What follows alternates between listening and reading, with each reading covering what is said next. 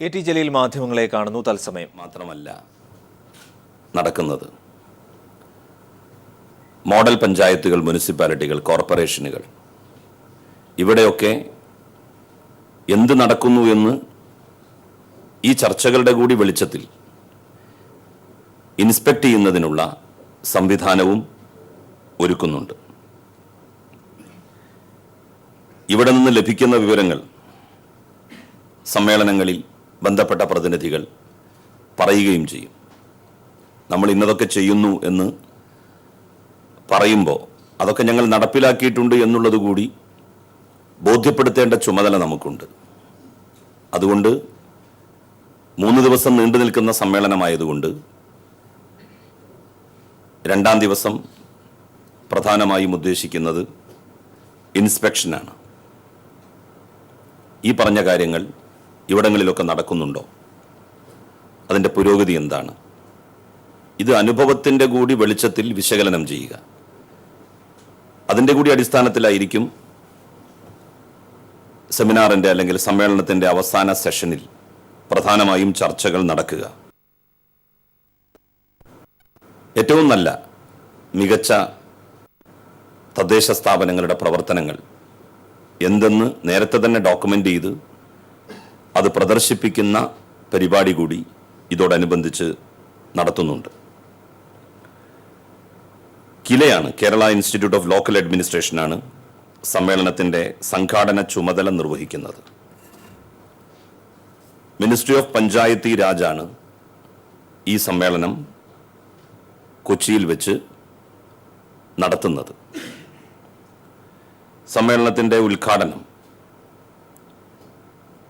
3-ാം തീയതി രാവിലെ 10 മണിക്ക്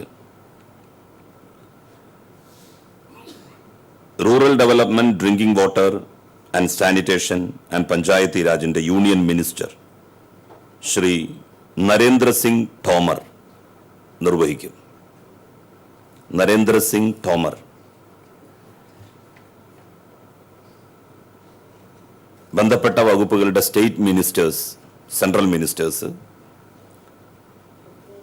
ഇതിൽ പങ്കെടുക്കുന്നുണ്ട്. അതിനുശേഷം ഓരോ രാജ്യങ്ങളിൽ നിന്നുള്ള പ്രതിനിധികളും അവരവരുടെ രാജ്യത്തെ ഇതുമായി ബന്ധപ്പെട്ട കാര്യങ്ങൾ വിശദീകരിക്കുന്ന വ്യത്യസ്ത സെഷനുകൾ, തദ്ദേശ സ്ഥാപനങ്ങളിലെ വിസിറ്റ്, ഇവയെല്ലാം ഉണ്ട്. ഇതിൻ്റെ വെലിഡിറ്ററി ഫംഗ്ഷൻ 3-ാം തീയതി, 5-ാം തീയതി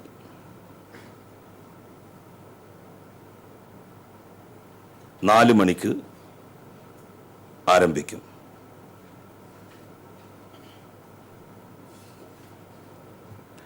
സോറി, 3 മണിക്ക് ആരംഭിക്കും. വെലിഡിറ്ററി ഫംഗ്ഷൻ ഉദ്ഘാടനം ചെയ്യുന്നത് ചീഫ് ഗസ്റ്റായി പങ്കെടുക്കുന്ന urban development, housing and urban poverty alleviation and information and broadcasting union minister Shri Venkaiah നായിഡുവാണ്. അതിൽ നമ്മളുടെ ഫിനാൻസ് മിനിസ്റ്റർ ഡോക്ടർ തോമസ് ഐസക്കും പങ്കെടുക്കുന്നുണ്ട്. വിവിധ സംസ്ഥാനങ്ങളിലെ മന്ത്രിമാർ, ബ്രിക്സ് രാജ്യങ്ങളിലെ തന്നെ വളരെ പ്രധാനപ്പെട്ട ഓഫീസേഴ്സ്, ഇൻക്ലൂഡിംഗ് ജനപ്രതിനിധികൾ, മിനിസ്റ്റേഴ്സ് അടക്കം പങ്കെടുക്കുന്ന വലിയൊരു ഫംഗ്ഷനായിട്ടാണ് ഇത് അറേഞ്ച് ചെയ്തിരിക്കുന്നത്. ഈ കാര്യം പറയുന്നതിന് വേണ്ടിയാണ് ഇങ്ങനെ ഒരു സമ്മേളനം വിളിച്ചത്. ഓക്കെ.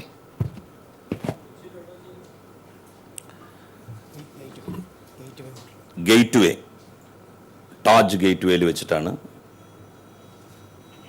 സെമിനാർ നടക്കുന്നത്.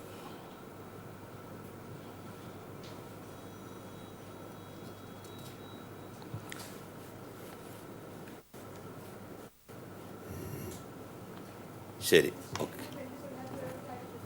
അത് ഇതുമായി ബന്ധപ്പെടാത്തത് ഇപ്പം ചോദിക്കണ്ട.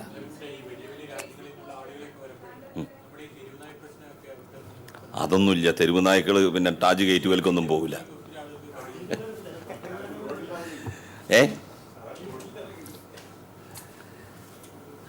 അവർക്കും അറിയാം നമ്മളെ സംബന്ധിച്ച് വളരെ ക്രൂരമായിട്ടുള്ള ഒരു ഇമേജാണ് ലോകത്തിൻ്റെ മുമ്പിൽ കൊടുത്തുകൊണ്ടിരിക്കുന്നത്. ഈ തെരുവ് നായ്ക്കളെ മുഴുവൻ ശരിപ്പെടുത്തുകയാണ് എന്നുള്ള നിലക്ക്. അപ്പോൾ അങ്ങനെ ഇല്ലയെന്ന് അവർക്ക് കാണാനൊരു അവസരമാവുമെന്നാണ് എനിക്ക് തോന്നുന്നത്. നമ്മളെ സംബന്ധിച്ച് വളരെ ക്രൂവലായിട്ടുള്ളൊരു ഫേസാണ്. തെരുവ് നായ്ക്കളെ മുഴുവൻ കൊന്നൊടുക്കുന്നു എന്ന് പറഞ്ഞിട്ടാണ് നാഷണൽ മീഡിയാസും ഇൻ്റർനാഷണൽ മീഡിയാസും ഒക്കെ നമ്മളുടെ ഈ പ്രശ്നത്തെ പ്രസൻറ്റ് ചെയ്തുകൊണ്ടിരിക്കുന്നത്.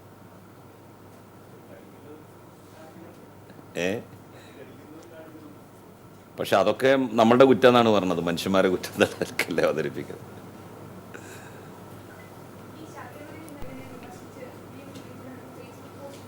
എന്തായിരുന്നു പിക്നിക് സ്പോട്ടാക്കിയിട്ട് മാറ്റരുത്? ശബരിമലയിൽ എല്ലാവർക്കും പോകാമല്ലോ, അതിന് ഒരു തടസ്സമുണ്ട് എന്നെനിക്ക് തോന്നുന്നില്ല. എല്ലാ മതസ്ഥർക്കും അവിടെ പോകാം. സത്യത്തിൽ അവിടെ ചെന്നപ്പോഴാണ് അതിൻ്റെ ഒരു എന്താ പറയുക, അത്രയും അതുപോലൊരു അനുഭവം എനിക്കുണ്ടായത് പഞ്ചാബിൽ സുവർണക്ഷേത്രം സന്ദർശിച്ച സമയത്താണ്. സുവർണക്ഷേത്രത്തിൽ ഒരാൾക്കും ഒരു വിലക്കുമില്ല. ഒരു സിഖ് മതവിശ്വാസിക്ക് ആ ക്ഷേത്രത്തിൽ ഏതറ്റം വരെ പോകാമോ അത്ര വരെ അവിടെ എത്തുന്ന ആർക്കും പോകാം. ശബരിമലയിലും അങ്ങനെ തന്നെയാണ്. ഒരാൾക്കും ഇത്ര ദൂരമേ പോകാവൂ. ഹിന്ദുമത വിശ്വാസിക്ക് ആ ദൂരം കടന്നു പോകാം, മറ്റു മതസ്ഥർക്ക് ഇത്ര ദൂരത്തെ അവർ നിൽക്കാവൂ എന്ന് ഒരു നിഷ്കർഷതയും അവിടെയില്ല. ശരിക്കും നമ്മളുടെ രാജ്യത്തിൻ്റെ ഇന്നലകളിലെ സൗഹാർദ്ദത്തിൻ്റെ ഒരു വല്ലാത്ത അനുഭൂതി നമുക്ക് ശരിക്കും അനുഭവിച്ചറിയാൻ വേണ്ടി കഴിയും അവിടെ വെച്ച്. ഒരുപക്ഷെ ഇത് ലോകം അറിയും എന്നുള്ളത് കൊണ്ടാവുമോ അദ്ദേഹം അങ്ങനെ പറഞ്ഞിട്ടുണ്ടാവുക എന്ന് എനിക്കറിയില്ല.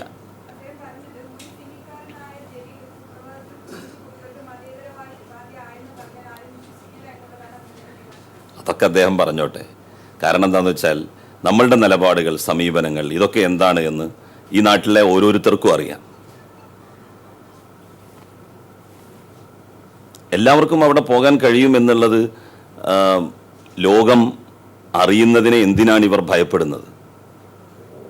സത്യത്തിൽ ശബരിമല തീർത്ഥാടനം എന്ന് പറയുന്നത് മതസൗഹാർദ്ദത്തിൻ്റെ ഒരു വലിയ ഉത്സവമാണ് എന്ന് ആർക്കും പറയാൻ വേണ്ടി കഴിയും.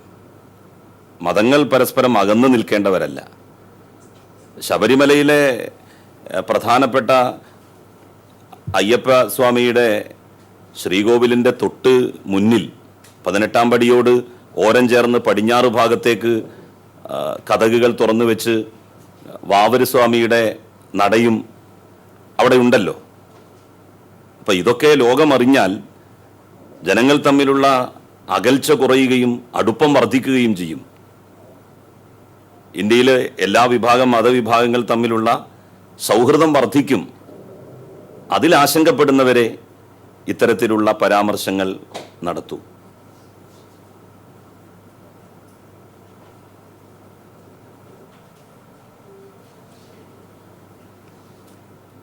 ശരി, ഓക്കെ. വി മുരളീധരന് മന്ത്രി കെ ടി ജലീലിൻ്റെ മറുപടി. നിലവിൽ ജനങ്ങൾക്ക് ഏത് സമയത്തും പോകാവുന്ന, ആർക്കും പോകാവുന്ന ഇടം ശബരിമലയാണ് എന്ന് അദ്ദേഹം പറഞ്ഞു. ഇതിൽ ഭയപ്പെടുന്നവർ, ജനങ്ങൾ തമ്മിലുള്ള അകൽച്ച കുറഞ്ഞ് അടുപ്പം കൂടും, അത് ഭയപ്പെടുന്നവർ, അത്തരത്തിൽ ആശങ്കപ്പെടുന്നവരാണ് ഇതിനെ ഭയക്കുന്നത് എന്നാണ് അദ്ദേഹം മറുപടി നൽകിയത്.